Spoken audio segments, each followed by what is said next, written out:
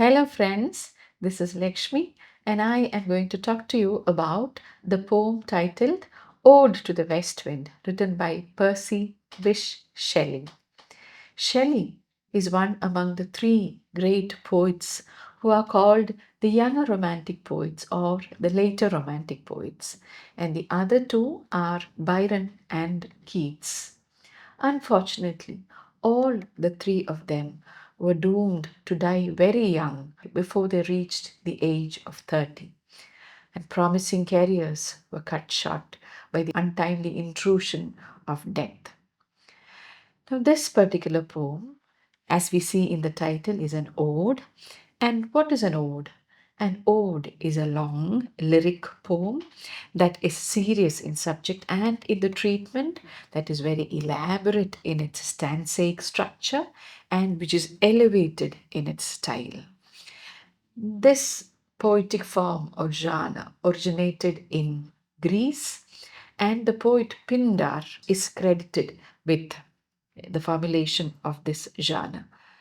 The Pindaric ode contained a stanzaic pattern and had a strophe, an antistrophe, and an epode. We also have another variety of odes called Horatian ode, which is less commonly used. Now, this ode to the west wind was written by Shelley in 1819. It is said that he wrote it when he was in Florence, in Italy, and the poem is said to have been written in one sitting on October 25th. The poem was published in 1820. This ode introduced a new stanzaic form composed of five sonnets. You know that a sonnet has 14 lines. So here we have five sonnets. Some critics call these as cantos here. They call it as the first canto, the second canto. So we have five cantos here. And each canto is a sonnet. And each canto or sonnet has four tercets, that is, units of 3 lines each, and a concluding couplet. The rhyme scheme is based on the Italian terza rima, rhyming ABA, BCB, CDC, and DED, followed by the rhyming EE couplet. Now, so I've explained what an ode is, and I also told you about the structure of the poem. Now, let me talk about the west wind. Now, the west wind is one among the four winds, or what is called in the Greek mythology as the wind gods or anemoi, Anemoi, anemoi. And these four wind gods, they are the offspring of Eos, the goddess of the dawn, and Astræus, who happens to be a minor god. And so let's look at the names of the four winds. The west wind, about which we are going to talk in great detail in this poem, is named Zephyr or Zephyrus. In most of the English poems, he's called Zephyr. So that is the west wind. And the west wind is supposed to be the most gentle of winds. It is associated with springtime, flowers, fertility, and procreation. And the wind is also a symbol of love and renewal and new beginnings. In Roman mythology, the equivalent of this Zephyrus is named Favonius. Next wind in the list is the east wind, which is named Eurus. And Eurus is associated with autumn and was generally considered a bad omen as it was hot and dry and destructive, and it often caused sandstorms. So that is the east wind, Eurus. Now we have the north wind named Boreas, and Boreas is associated with winter, cold, and storms. But then this wind is supposed to have protected the Athenians from their enemies in some mythological account, and so this wind is considered a good wind, though generally it is cold and causes storms. And then you have the south wind named Notus, And notice is associated with heavy rainstorms, intense heat waves, destructive weather, usually comes in late summer or early autumn. But then the good thing about notice is that it brings the rain. It's a rain bringer. So these are the four winds, and among these, Zephyr is considered to be the most favorable or the gentle wind. So Shelley addresses his ode to this particular west wind. And the ode also has an additional feature that it is usually addressed to somebody. So here the west wind is addressed. And in the first three cantos or sonnets, we see that the poet is talking about the west wind and the activities that the wind is engaged in. So let's see what happens in Canto 1. I'll read Canto 1.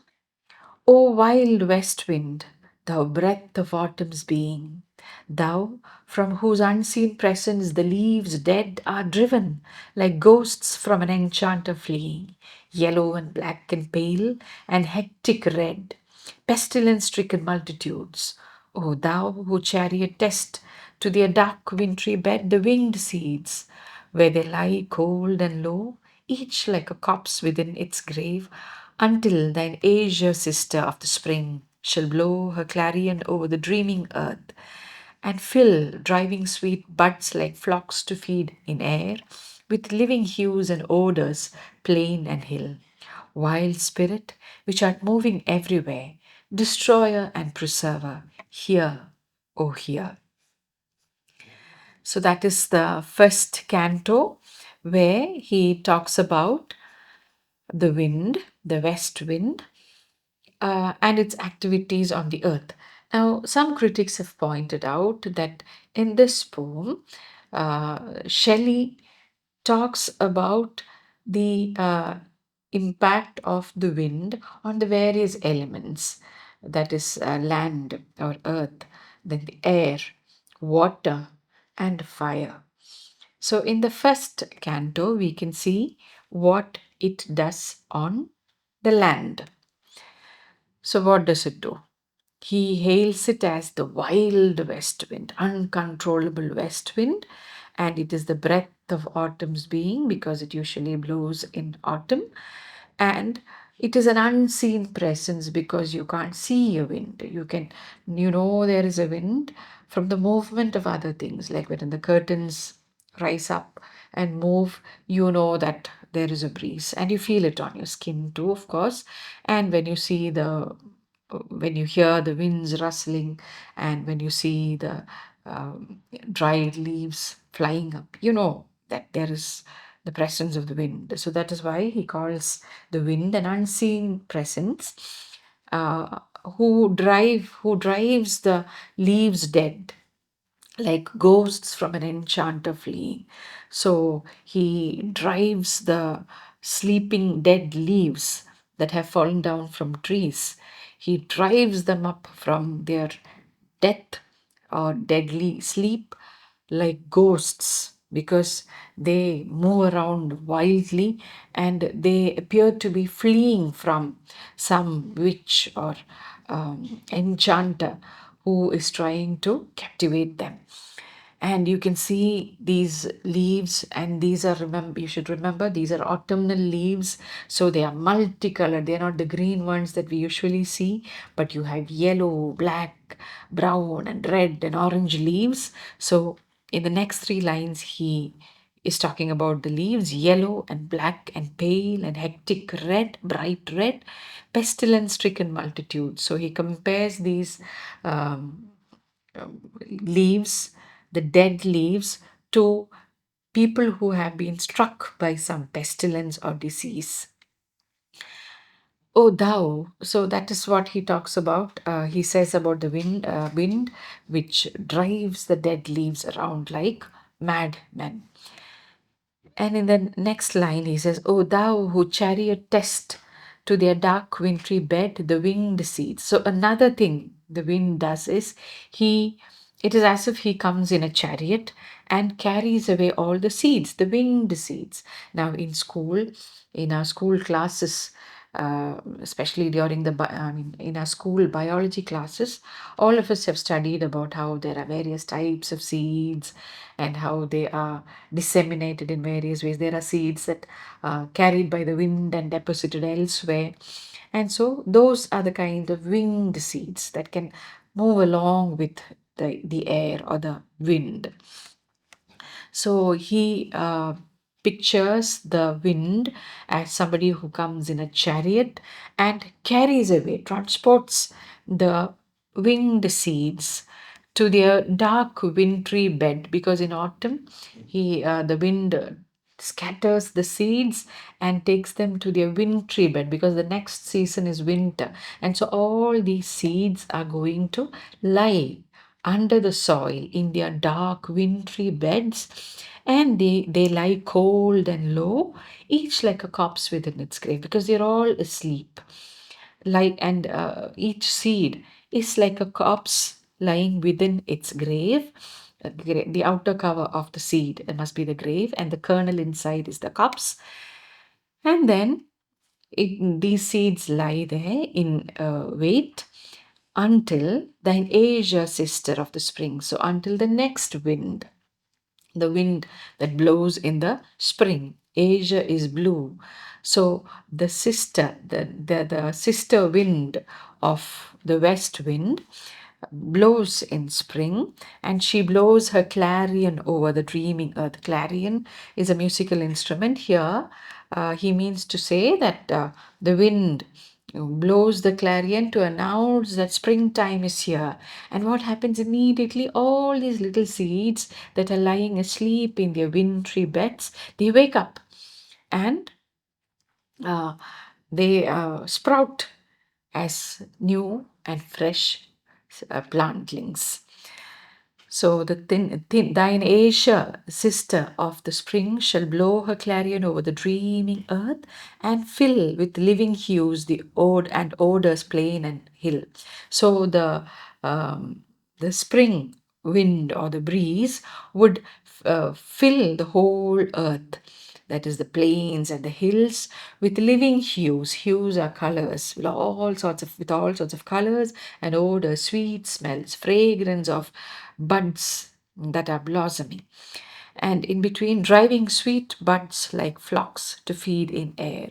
And so the buds here, the new buds which are slowly blooming, are compared to flocks who are led to feed in the air. So like the flocks are taken by shepherds to feed on fresh grass, similarly here the sweet buds are driven by the spring breeze to feed and to take in the fresh air.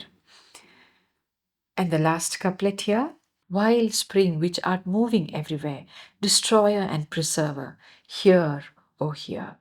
And now he addresses the wild spring once again.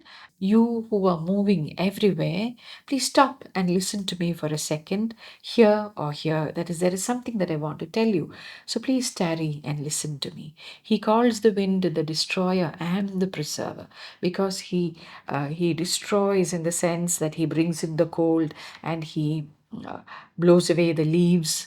But at the same time, he's the preserver, because he carries away the seeds and buries them safely in the soft earth so that they can germinate during the spring. And that is stanza, that is canto or sonnet 1, where he tells us about the activities of the west wind on the land. Okay.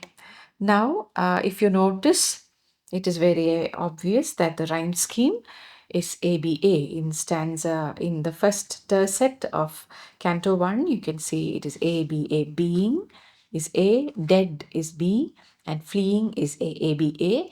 In the next one, we have B carried onward. So red and bed B, and in the middle you have C. So here it is BCB.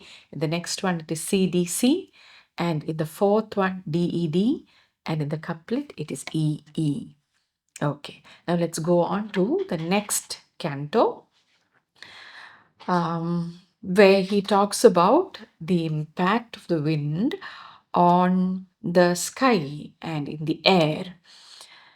Thou on whose stream, mid the steep sky's commotion, loose clouds like earth's decaying leaves are shed, shook from the tangled boughs of heaven and ocean, angels of rain and lightning.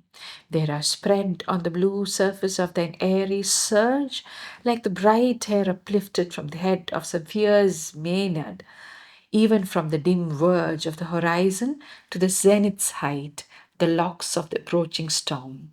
Thou dirge of the dying year, to which this closing night will be the dome of a vast sepulchre, vaulted with all their congregated might of vapors, from whose solid atmosphere black rain and fire and hail will burst.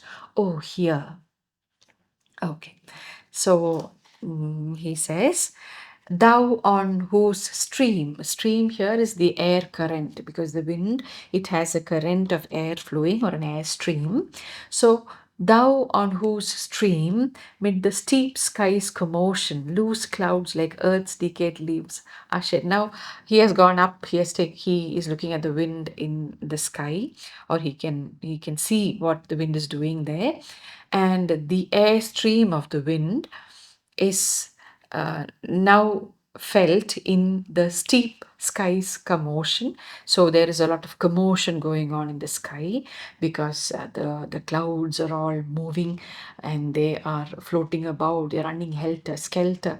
So there is a lot of commotion going on in the sky, and loose clouds like earth's decaying leaves, just like we had leaves in the earlier canto, the decaying leaves. So here he compares the loose clouds to, here you actually have a simile, because he compares the loose clouds to decaying leaves that fall from the tangled boughs of heaven and ocean.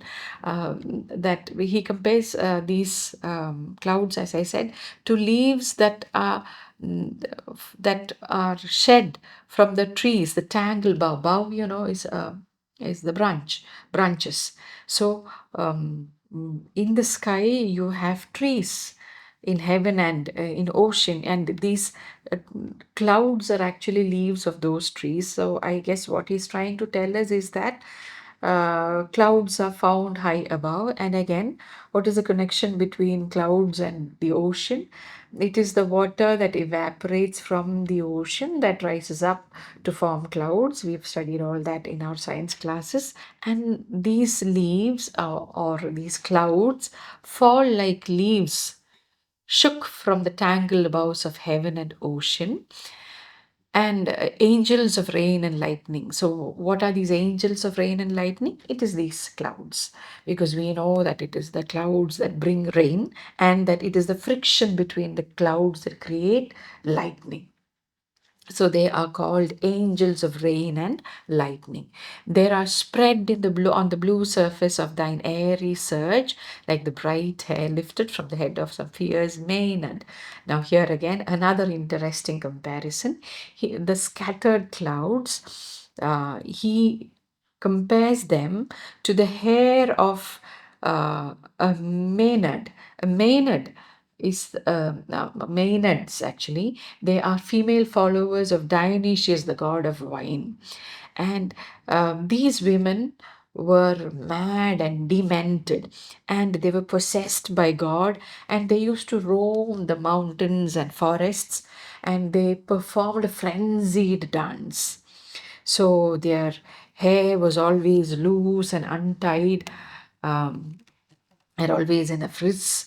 And so he compares the clouds scattered all over the sky in a tangled mess to the loose hair of the Maenad. So it's such a beautiful comparison, actually.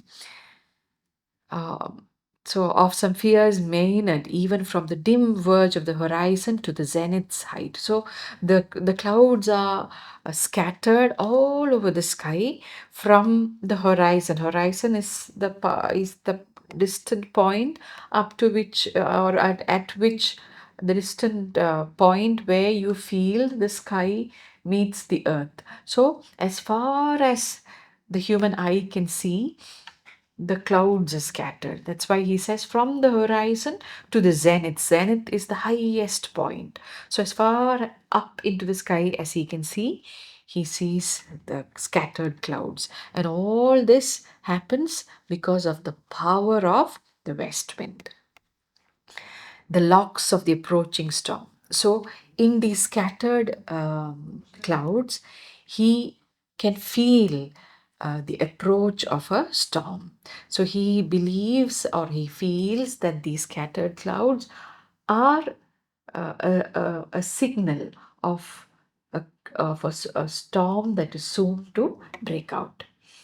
And then he calls it, and in all these stanzas you can see enjambment, because one stanza doesn't just end there, it runs into the next one. So thou dirge of the dying year, to which this closing night will be the dome of a vast sepulchre. So now he calls the wind, because the wind does have a music, a tune to it, and so he calls it the dirge. Dirge is a slow and a sad song of grief or lamentation, something that is sung when a person dies, or in some such sad situations. So he calls it the dirge of the dying year, because we know that after autumn, immediately you have the winter, and the winter is supposed to be the last season of the year. And then again, the new year starts when the spring comes. So here it is the dying year.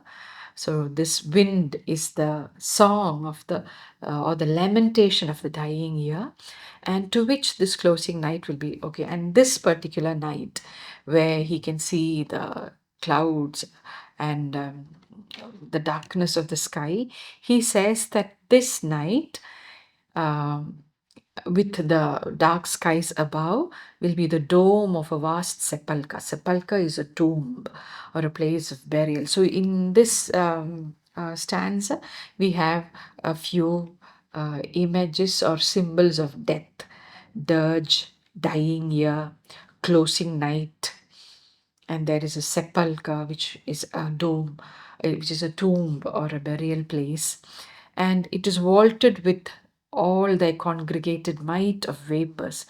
So the west wind, it forms a vault or a ceiling to the vast sepulchre or the tomb, and you can see signs of black rain and fire and hail bursting forth from the skies. There is a lot of violence and force and power and energy uh, throbbing in the surroundings. And then again, he addresses the wind and says, "Oh, here." Then the third canto. Thou who didst waken from his summer dreams, the blue Mediterranean, where he lay, lulled by the coil of his crystalline streams, beside a pumice isle in Bay's Bay, and saw in sleep old palaces and towers quivering within the waves' intenser day, all overgrown with azure moss and flowers so sweet, the sense faints picturing them. Thou for whose path the Atlantic's level powers cleave themselves into chasms, while far below the sea blooms and the oozy woods which wear the sapless foliage of the ocean know thy voice, and suddenly grow grave with fear, and tremble and despoil themselves, O hear. So now in Canto 3 or in the Sonnet 3, he talks about the impact of the fierce, powerful west wind on the waters of the Mediterranean Sea. So we have the third element here, water. In the first stanza, we saw land. The second one, we saw the impact of the wind on the air or the skies. And now in the third stanza, we are looking at the effect of the wind on the waters or the ocean. So Mediterranean, the blue Mediterranean is lying very peacefully asleep, lulled by the coil of his crystalline streams, the clear waters, the calm streams. And you go there and you shake him up from his dreams, waken him from his summer dreams, the blue Mediterranean. And beside a pumice island, where is Mediterranean lying asleep? Beside a pumice isle. Now this word Pumice, which is actually pronounced as pumice, and which I should admit, until the day before, I used to pronounce this as pumice, pumice stone. We usually use the pumice stone to do pedicure on our feet, and to remove the dead skin from the sole of our feet. And all these years, I've heard people call this as pumice stone. And day before yesterday, when I was preparing for this video, I suddenly came to know that this word is pronounced as pumice. And that came as a shock to me.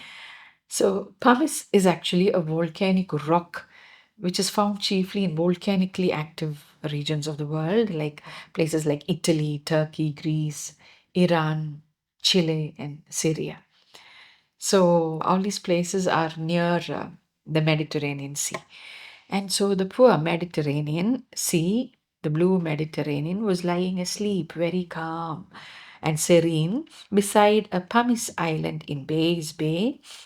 And he was dreaming and saw in sleep old palaces and towers quivering within the waves in denser day. So the Mediterranean was dreaming of old palaces and towers which were quivering in the heat of the day, because we know that heat waves can make things appear to quiver.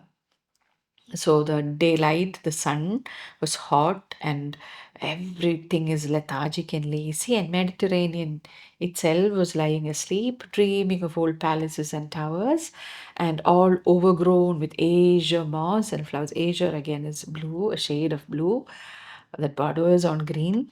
And so you this all the whole place in the dream was overgrown with azure moss and flowers, and it was such a sweet picture that sense faints picturing them. Shelley tells us that the very picture that he sees in the dream is so beautiful that he cannot describe them. It is so beautiful, it cannot be described by the senses. Thou for whose path the Atlantic level. And now what happens is the fierce west wind, it shakes the Mediterranean awake, and thou for whose path the Atlantic's level powers cleave themselves into chasms. So he kind of disturbs the level powers, the calm waters. When the west wind comes by, the waters begin to churn, they rise up and they form deep chasms, a deep fissure. The sea becomes violent, and when this wind touches the surface of the sea, causing turbulence, that turbulence, the shock waves, the vibrations of that turbulence is felt deep beneath, in the deepest levels of the ocean. The sea blooms, while far below the sea blooms and the oozy woods which wear the sapless foliage of the ocean know thy voice and suddenly grow grey with fear and tremble and despoil themselves. So the wind is so fierce that it disturbs and causes turbulence. It churns the calm ocean, and the deep uh, levels of the ocean, which is generally not disturbed by things that happen in the upper levels. Even in those depths, the presence, the voice, the roar of the wind is heard, and the sea blooms, the flowers, and the trees. You know that under the ocean too, we have vegetation, though it is not green. You know that the sea vegetation is very, very colorful, though the green is not there because photosynthesis does not happen there. The sea blooms and the oozy woods. Oozy is the wet uh, woods that lie underwater, and they wear sapless foliage because we know that the vegetation which we find under the water, it doesn't have sap or that liquid that we find in the trees and plants on the land. That's why he calls them sapless foliage of the ocean. They recognize the voice of the terrible west wind, and they grow gray with fear, and they tremble and despoil themselves, means they shed their flowers in fright. Oh, here, once again, he says, so he addresses the wind and he requests the wind, he pleads with the wind to please listen to him. Now we're going on to Canto 4 or Sonnet 4. Now on to Canto 4 or Sonnet 4. If I were dead leaf thou mightest bear, if I were a swift cloud to fly with thee, a wave to pant beneath thy power and share the impulse of thy strength, only less free than thou, O uncontrollable. If even I were as in my boyhood, and could be the comrade of thy wanderings over heaven, as then, when to outstrip thy skyey speed scarce seemed a vision, I would never have striven as thus with thee in prayer in my sore need. Oh, lift me as a wave, a leaf, a cloud. I fall upon the thorns of life, I bleed. A heavy weight of hours has chained and bowed one too like thee, tameless and swift and proud. So now in this canto, the poet expresses the desire or expresses his desire to be carried away by the wind, like the leaves mentioned in Canto 1, the clouds mentioned in Canto 2, and the waves mentioned in Canto 3. He too would like to be borne away by the power of the west wind. And so he says, if I were a dead leaf that you could bear, or if I were a swift cloud which could fly with you, or a wave which would move and float along with you beneath your power, and share the impulse of their strength, only less free than thou. I know that I would be less free than you because my power cannot be controlled, cannot be compared to your uncontrollable power and energy. But even if I were one of these, or if even I were as in my boyhood, or if I was still a child, because when we are children, we are free as the wind. There are no restrictions to our imagination or to our movement, and we are so nimble and light, and we, uh, um, can kind of, we have a lot of leisure time. And so he says that if even I were as in my boyhood and could be the comrade of the wanderings, and if I could wander all over the place with you, if like a child, as then went outstrip, and if I were one of these, or even if I were a little boy, it wouldn't seem a vision, or it wouldn't seem a dream or something unimaginable or impossible for me to even outstrip your skyey speed. Skyey speed is something that speeds by in the sky very fast. So he says, if I were one of these, or if I were a little boy, it wouldn't be impossible uh, for me to outstrip you or to outrun you in your speed. And if I were one of these, I wouldn't have striven after you like this, because in the last three stanzas, he's been running after the west wind and asking the wind to please listen. So he says, if I were one of these, I wouldn't have to uh, come after you, to strive and to pray to you, to listen to my sore need.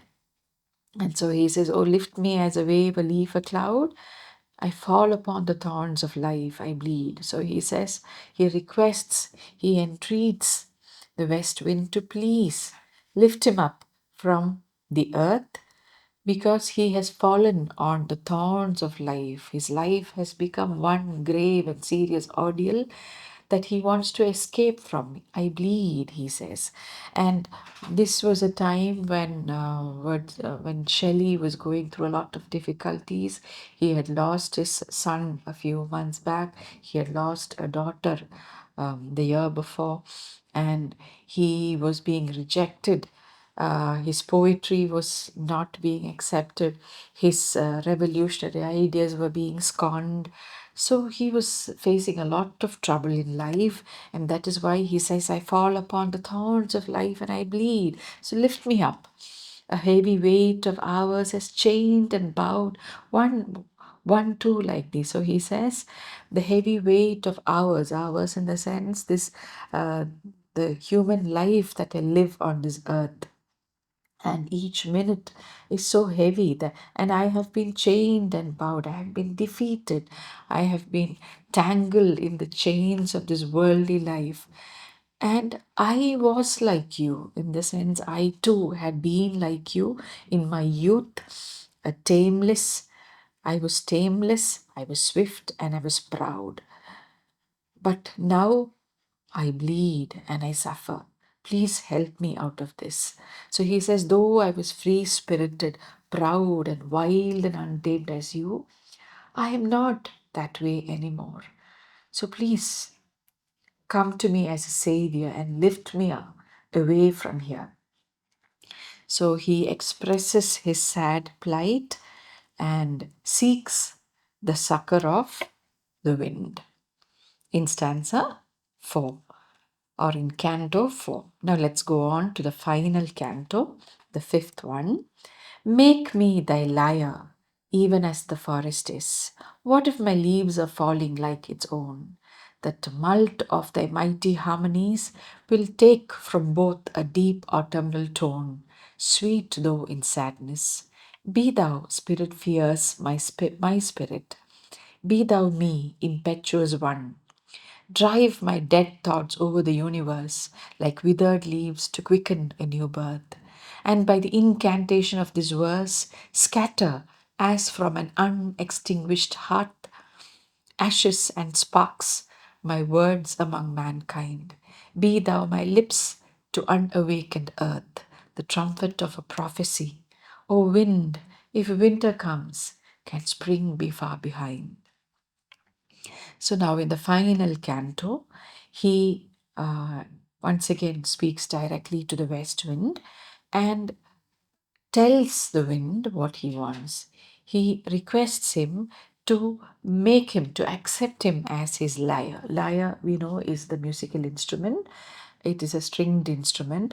And so the lyre is a recurrent symbol in many of the romantic poets, in the works of many of the romantic poets. And so he says, make me your lyre, just like you have made the forest your lyre, because the forest often echoes the music of the west wind. So, just as you have accepted the forest as your instrument, accept me too. And it doesn't matter if my leaves are falling like the leaves of the forest trees. The tumult of their mighty harmonies will take. So he says, even if I lose something, it's fine. But then the energy, the tumult, the joy of your harmonies will enable me and the forest, both here is himself and the forest, to bring forth a deep autumnal tone. It may be a sad uh, tone, but then I'm sure it is going to be sweet. So please inspire me. And he says, be thou, spirit fierce, my spirit. So he says, please impart the fierceness of your spirit to me and become me, become my spirit. Be thou me, impetuous one. He says, he requests the wind to become himself. And impetuous is somebody who acts hastily without thought. So he says, let me be like you. You blow wherever you want to, as loud and fierce and energetic. So make me that, because I have lost everything. I have become a dull person. I have allowed the worldly troubles to tame me and to take away my spirit. So he says, please get into me, possess me, make me what you are. Drive my dead thoughts over the universe like withered leaves to quicken a new birth. And by the incantation of this verse, scatter as from an unextinguished heart ashes and sparks. So he says, my ideas, my thoughts, they have been dead in the sense that they have not been accepted, they have not been given an opportunity to germinate into something new. Because Shelley, if we read about his life, he was always a rebel. Right from his student days, he always spoke about against. He protested against things that he felt was wrong. And I remember reading that when he was a student, there was this practice of fagging. It was then called a version. The modern version is what you would call ragging, where the seniors would harass the juniors. And it is said that he put up a staunch fight against this kind of fagging, and he protested very loudly against it.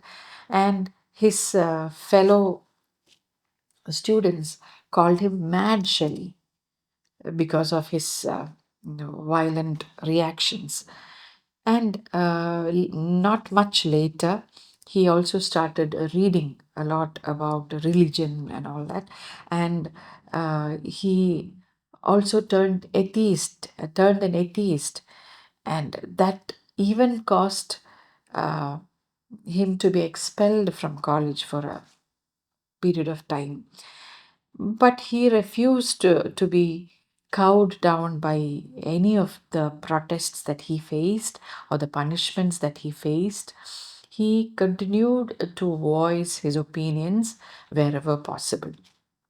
That is why he says, but then he met with stiff resistance and from his family and from others, and therefore oftentimes his ideas were not accepted. Maybe that is why he says, drive my dead thoughts over the universe, and like withered leaves to quicken a new birth. And by the incantation of this verse, scatter. Now he compares his ideas to um, ashes and sparks which lie covered like embers covered beneath the ashes, and his ideas, the spark is still alive in them, but they have been lying under the ashes for quite some time now. So he requests the wind to blow once again and to instill life into them, so that his words would once again come forth and uh, spring into flames as from an unextinguished heart. Now, you know, a heart is a fireplace, and when the fire is not completely dead, when it slowly dies down, you know that though the ashes are visible on top, inside you know that the embers are still there. And if you blow or give a supply of oxygen, you know that once again the embers will burst forth into flames. So he says that all his dead thoughts are lying as in an unextinguished hearth. And he requests the wind to give its life breath and give life to his dead thoughts, so that they may spring up once again. So he wants the wind to inspire him with its energy, with its power, so that he can rekindle his dead thoughts and spread them all over the world, disseminate his ideas like the winged seeds are being disseminated by the wind. And he wants the spark of rebellion, the spark of change to ignite the minds of people so that there would be a positive change. Now, Shelley was very much disturbed by um, the social injustice, the inequality that he saw around him. And he felt that something should be done against all this, the exploitation of the poor. And he always wanted to establish egalitarian principles in society. And he held fast to this idea that poets are the unrecognized legislators of the world, and that poetry had the power to move and change the world. He was a radical in his views on religion, on politics, and society. And it is exactly due to this reason that Matthew Arnold, in his Essays and Criticism, which was the second series, which was published in 1888, he called Shelley a beautiful and ineffectual angel, beating in the void his luminous wings in vain. So, Shelley was an angel who wanted to reform the world, who wanted to change the world and make it a better place. But unfortunately, his words fell on deaf ears and nobody paid heed to him. So we can see the pain of rejection in these lines. And because he doesn't get acceptance from the world, he is suffering, he is bleeding, and he is not willing to give up. In spite of the indifference that he faces, he is not willing to give up his fight, and therefore he asks the wind to carry forth, to give him, to lend him power, to become his spirit, so that his ideas can once again burn bright and be disseminated like seeds among mankind. Be through my words, ashes and sparks, my words among mankind.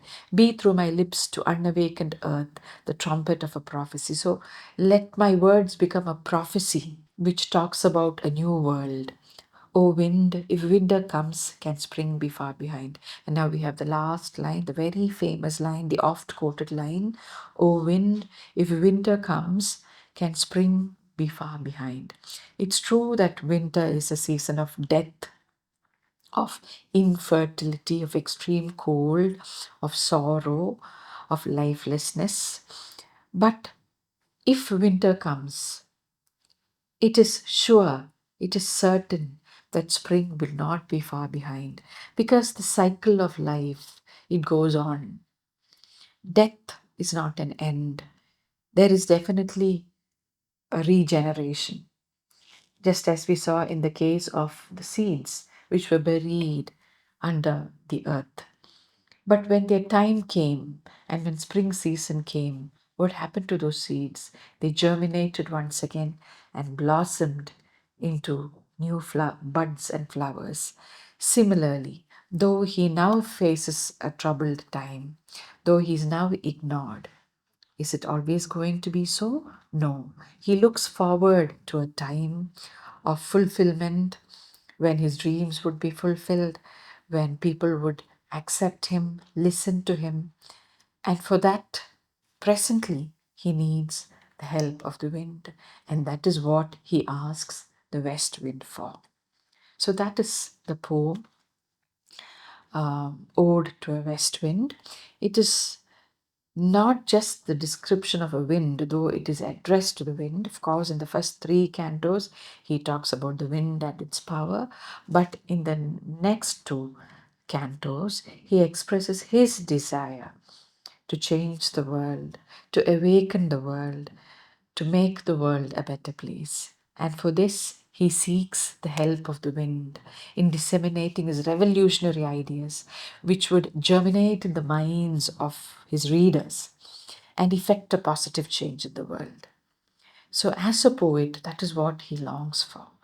He longs for acceptance, and he looks forward to a time when people would take him seriously and understand the relevance of what he's trying to tell them, and a time when people would accept his poetic genius and hail him as a great poet. So that is what Shelley is looking forward to. Now we have read the whole poem and analyzed it, and now I guess you would accept what I said earlier, that this poem is one of the best odes ever to be written in the English language. I certainly hope that you enjoyed the poem just as I did. Thank you for listening to me.